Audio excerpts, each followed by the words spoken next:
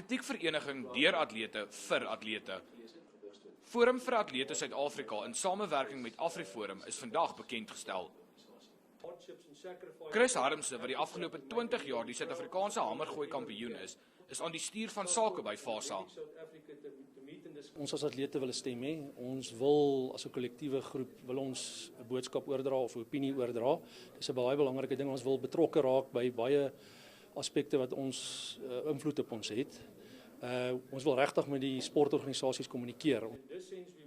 Orazio Cremona, SA se gewigstootatleet en voormalige wenner van die Afrika Kampioenskap, en Johan Cronje, Suid-Afrika se 1500 meter rekordhouer, sê met FASA se hulp gaan atlete hulle nou beter kan toespits op oefening.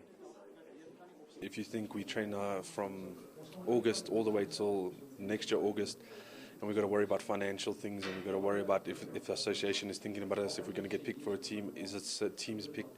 And those are things that we all worry about that's taking time away from actually focusing on training. Dis iets wat ons ook nog altyd nodig het om, ek voel ons sportadministrateurs is partykeer ook dalk oorwerk. Hulle is minimum mense in kantoor, ek vat ASA byvoorbeeld.